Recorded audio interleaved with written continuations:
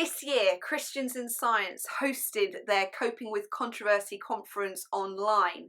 Now, this event was an opportunity to open up and explore some of the big issues and topics within the church that we can often find quite hard to talk about, mostly because there is such a wide range of views on these particular issues. We heard from some brilliant speakers, and these recordings are available to you now. But, and this comes with a bit of a disclaimer, you may not agree with these speakers, you may agree with these speakers, but what we want these talks and recordings to do is open up the opportunity to begin talking, discussing, and listening to each other about how we understand these issues for the church. So however you choose to use these resources, we hope you find them valuable, if it's just for yourself or maybe to begin discussions as a small group or community. So I'm going to start with a couple of comments that we had about Ephesians 5, which are talking about the roles of men and women, particularly in marriage. So how do you read Ephesians 5? This seems to discuss distinct roles for men and women based on the relationship between Christ and the church, and talking about two different people in a relationship rather than identical people as well. So Adrian, are you able to comment on that? The first thing I would do is to be sure that I've read what is actually there, rather than to pretend that there is something else there. And what is there is that 3 times husbands are told to love their wives, and 3 times wives are told to be subject to their husbands. So we can read into that equality, but we shouldn't assume that equality is there. In the same way, when the union of Christ and the church is considered, one is divine and one is very much less divine. And in the same way, in the Hebrew prophets, where the nation of Israel is regarded in feminine terms, in very derogatory feminine terms, sinful harlot and so on, God, who is male, is extremely angry about all this. So you have a real asymmetry, that's the word I would use, between men and women. Now, it's best, I think, simply to acknowledge that that is there, rather than to pretend that it isn't there. But then we need to read the Bible because it conveys good news. And so to say, well, there's nothing wrong, indeed there's everything right with wives loving their husbands as Christ loved the church. So the symmetry that is lacking there can easily be put into it, and it is Christian living to do simply that. Great. I'm just going to add an extra element to that question because it has come up quite a few times. Really? So the way of Ephesians 5 teaches about relationships between two different persons, not identical persons. This assumes the heterosexual model of marriage. This does not allow for a homosexual pattern. How do you address that slightly different way of looking at it? Rather than looking at male and female roles, what about heterosexual to homosexual relationships? Well, the author of Ephesians doesn't address the question of same-sex marriage because it would have been unthinkable in the first century. Just as a heterosexual marriage between a master and slave would have been regarded as unthinkable. But we do have to think about these things. And in order to do that, we really do need gospel principles. Great. Yes, Cheryl. Cheryl wants to add something to this question. Go on, Cheryl. Yeah, I think thinking about the culture in which this passage was written is essential. In a culture where marriage was seen as something that was for begetting children, And the common trope would have been that men slept with their wives to have the children and they slept with the prostitutes to have their fun. Yeah. Then calling on husbands to love their wives, it could in some cases be seen as quite dramatically revolutionary. And certainly grounding the family relationships that were there in the culture within the gospel is certainly not something we would be surprised to find in the letter. The other thing I've seen argued, and I'm not sure if I'm persuaded by this, but I think it's an interesting argument, is that in verse 25 of Ephesians 5, it says, husbands, love your wives like Christ loved the church. Verse 26, in order to make her holy by cleansing her with the washing of water and the word. And then about loving and caring for the wives. This is something which, again, isn't particularly cultural, to care for your wife, but also the washing someone was one of the menial tasks. It's not something that a husband would do of a wife. Christ did it for the church because Christ was self-giving and Christ lowered himself for the church, even to the point of death. And so I've seen it argued that actually the husbands here are being called upon to be Christ-like in that sense of giving themselves, lowering themselves, doing the menial. It's a call to follow Christ in their attitude to their wives, not a call for them to lord it over them. So it's far from patriarchal.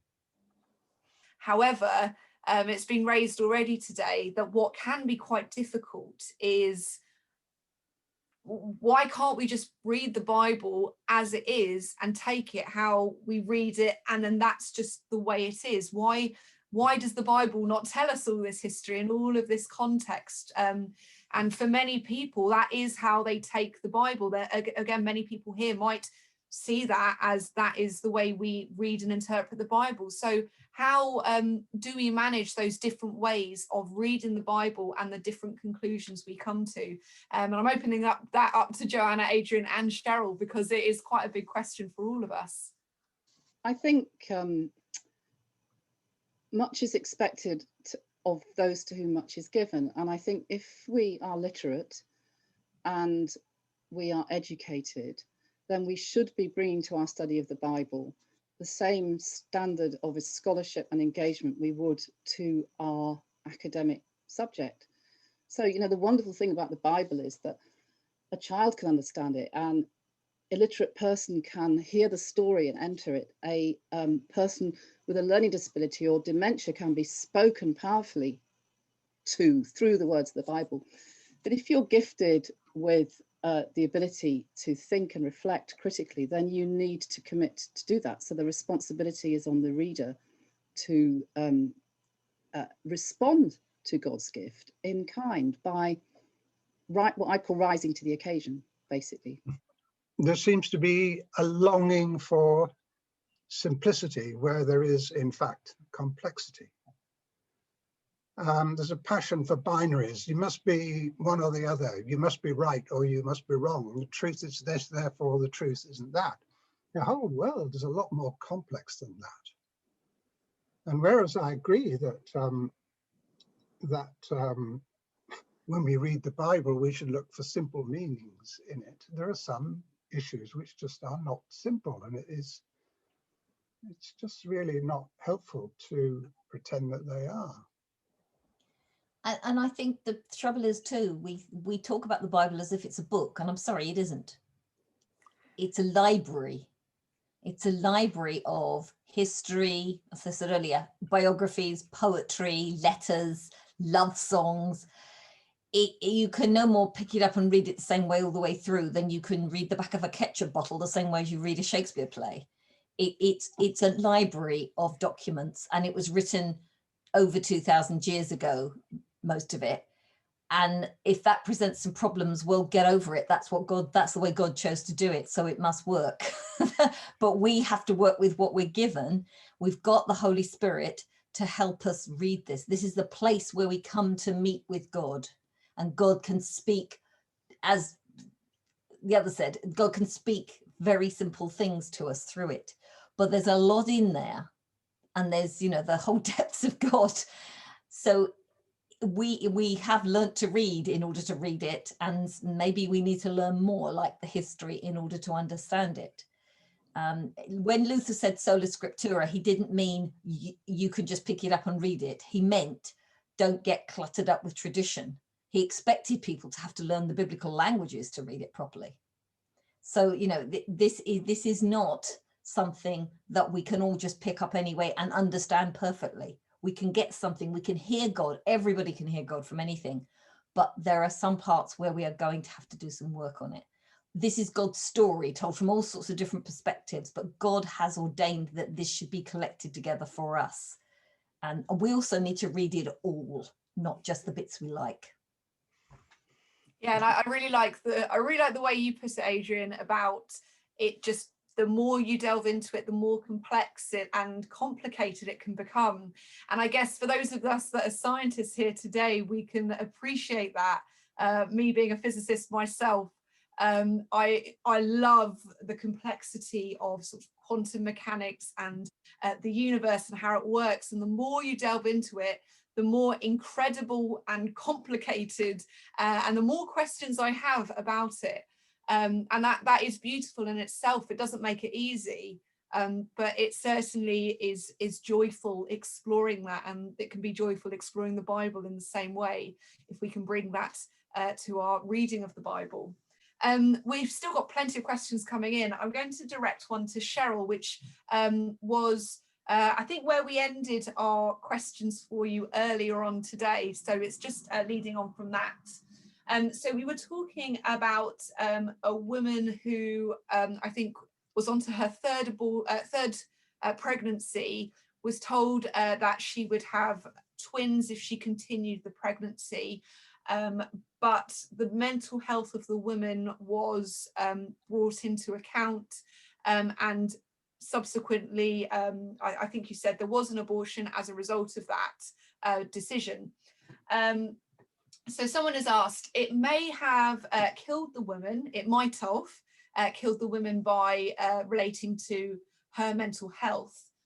But does the certainty of killing, or supposedly killing, if you want to use that language, the unborn twins, isn't that more of a certainty than the mental health potentially resulting in the loss of life of the women? How do we weigh up certainty and uncertainty there? I mean, that there's two things. One thing I should say to start with, she didn't find out it was twins until she went in for the abortion. Okay. Because they had to do the scan to prove she was pregnant before they could do it, and that's when she found out. But and then you can listen to her if you go to the site. I think you can click on and listen to her giving the account, because it's obviously a bit garbled through me. I think if you think that the two early embryos, which they would have been just a few weeks at this stage, had the same legal rights as the mother, even if they did in English law, I still think I can't imagine a situation where somebody would kill a grown human to justify, or risk the life of a grown human to justify bringing the two new ones. I don't know, they might do. But you've got, I mean, this is exactly the question I was posing, you know, when are we thinking this person is worth more than the other? I don't know if you gave them the questions that I left with you, the one about the Petri dish. I mean, that's exactly it, you know. At what point, you know, you might say, okay, I can only save one, or I can save six, fine, I'll go and try save the six. But if it's a human being born, or 6 embryos in a Petri dish, are you really going to go and rescue them? I don't know, maybe you would, I wouldn't personally. That's just where I am. But historically, there's been this is acceptance that the woman's health takes precedence over the child in the womb, although in some cases they've made a big deal about women self-sacrificing themselves to save their children, and obviously women do sometimes, especially when they're in the later stages of pregnancy. I've heard women who've left cancer treatment too late because they wanted to finish the pregnancy. So, you know, some people are wanting to do that, but that's the woman's decision, not somebody else's or a law imposing it on her. I think that there have been quite a few questions coming in response to Ephesians 5 again, so I think we might be returning to that now. So, we've had one comment saying Ephesians 5 portrays the different roles of Christ and the church, hence love and submit. It's already clear we must love one another from the Old Testament onwards. Two people of the same sex can't fulfill that model of Christ and the church. Adrian, do you want to respond to that? Well, I'm not sure if you submit, you can love, quite honestly, because if one is loving and the other is only obeying, then there's a question about the agency and the freedom of the one who must always obey. So that whole dynamic, which is hierarchical, is something which is very much embedded in the New Testament. I mean, less so in the teaching of Jesus. But in the end, I think if you go for that, then that is going to do damage to women. And in fact, we know that it does. It consolidates the low self-worth that Joanna was talking about. If in every couple there is one who loves and one who obeys. So I think that's fairly simple, really. I mean, the evangelical constituency is deeply split on this in the United States. The Council for Biblical Equality, they talk about equality and they mean it. But there are millions of other Christians who use the modern word complementarity in order to reinforce the notion of gender hierarchy. I don't think gender hierarchy has any place at all in the church.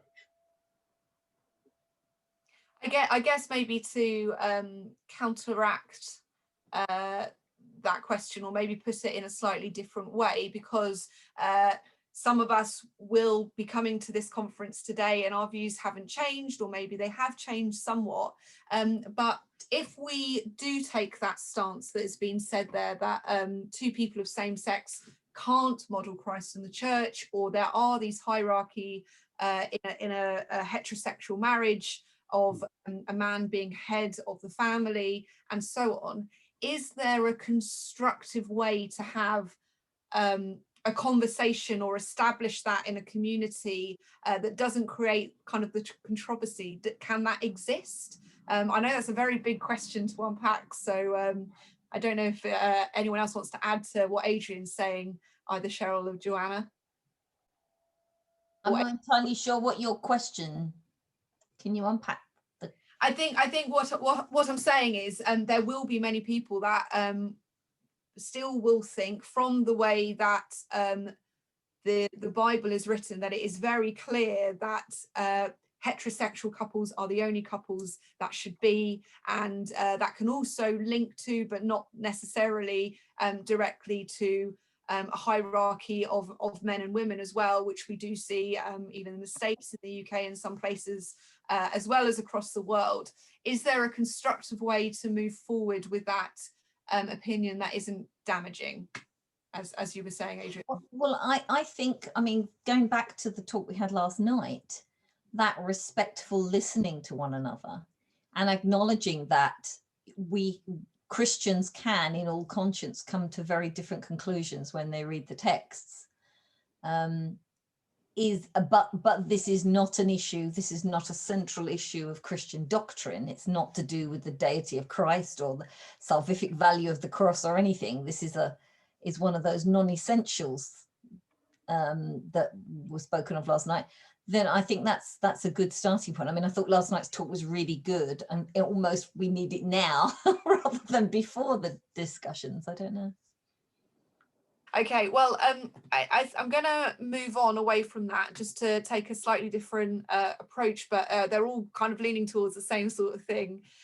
So again, for Adrian, your popular Adrian, with what you brought to us today, would you go as far as to say that if it's damaging for women, is it also equally damaging for men?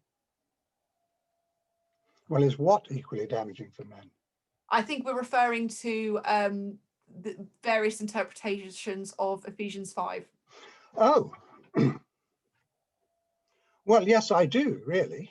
I mean, I have no problem with the notion of servant leadership, provided servant leadership is no more than a kind of mild oxymoron, however you pronounce it. But servant leadership can often be a way of legitimizing really unacceptable behavior. So, so from that point of view, you know, there is a worry about servant leadership.